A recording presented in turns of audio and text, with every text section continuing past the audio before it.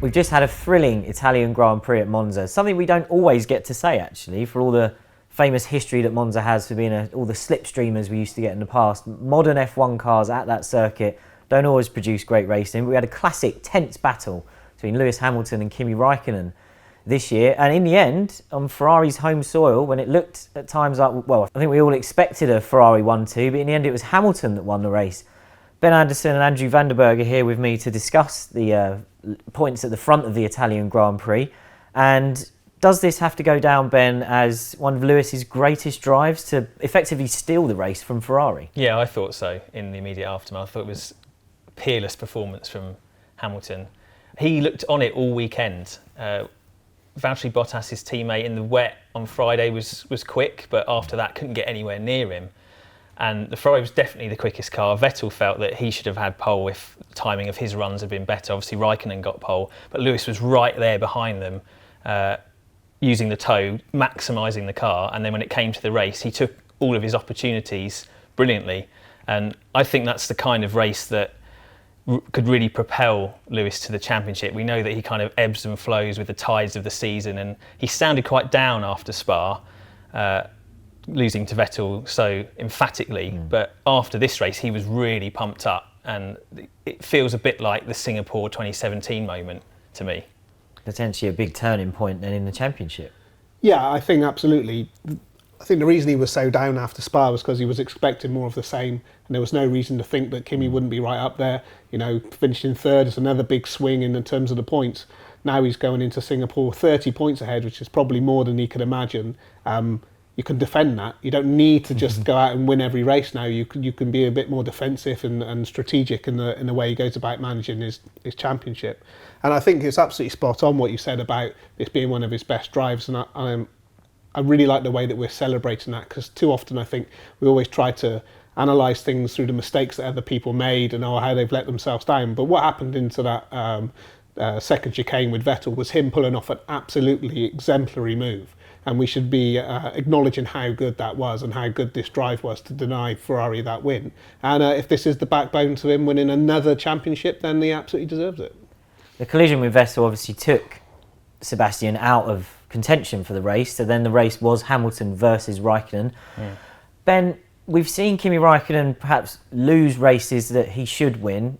Is this a race where he could have done anything differently, or was he just a victim of a fantastic drive from Hamilton, but also a tyre problem in the second stint that he could do nothing about? Yeah, I think this is probably one of Raikkonen's better drives, and it's difficult to really pick too much fault with it. I mean, he held off Vettel at the first corner, and he also made a really ballsy pass on Hamilton, repassed him after the restart into the second chicane, and that's something that in the past Kimi hasn't got right.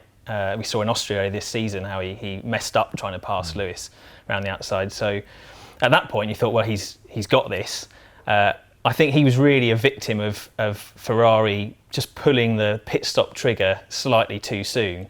They were worried about the undercut from Mercedes quite reasonably, but they blinked too soon, and Hamilton started lapping quickly. Raikkonen had to go really fast early on his tyres to try and maintain that small advantage he had, and that just burned his tyres. The Pirellis are too sensitive. Raikkonen's strength normally is managing those, but he beds them in early on, and then that gives you the opportunity to eke the life out at the end. He just didn't have that opportunity, and then once Mercedes started to use Bottas to pincer him against Lewis, like really he was a dead man walking, I think.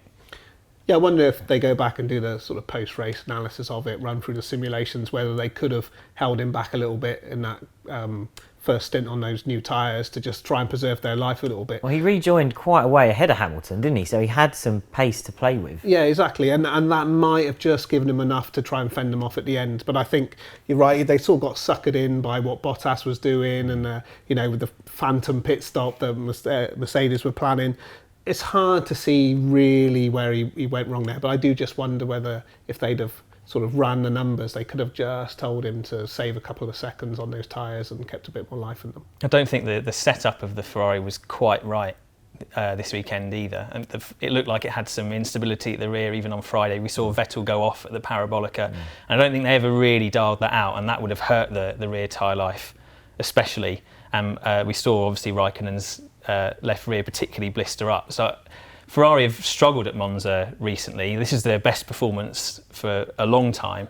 But I don't think they've quite got the nuances of the setup absolutely right for that track, and didn't at the weekend. I think that would have contributed to Raikkonen's struggles. Do you think they should have spent a little bit more time on the soft over the course of the weekend? Maybe take some more with them to Monza in the first place. They didn't have they didn't make the right tyre choice, did they? That's the thing. I think they only had like one set to play with each or something. So that sometimes does play a part. If you don't spread your bets a little bit across the compounds, it can be difficult to get the data you need. And I mean, it didn't hurt Mercedes. They nailed it this time. But Hamilton's always been particularly good at Monza. I remember him destroying Nico Rosberg in qualifying in 2016. It's that kind of circuit with those heavy, bumpy braking zones where he really seems to be able to nail it with perhaps an imperfect setup, whereas others can't. And maybe the trade-off there just means the other drivers have had to take a bit more life out of the tyres just to get the lap time. Andy, you mentioned us giving credit where credit's due. We've, I think, all been pretty tough on the Mercedes pit wall at times this year. There are certainly races where they've thrown it away for Hamilton. They've made mistakes, but arguably this time, Ben, with one extra card to play in relation to Ferrari, it was a 2-on-1 attack. They got everything right strategically though, didn't they? Mercedes made some calls on the fly and they really snookered Ferrari. Yeah, absolutely. I think this is certainly a race where they made no strategic errors. I mean, you could argue that maybe they should have pitted Lewis sooner than they did, and they might have had a chance of actually getting him track position on Raikkonen. It was very tight in those initial laps after Raikkonen stopped.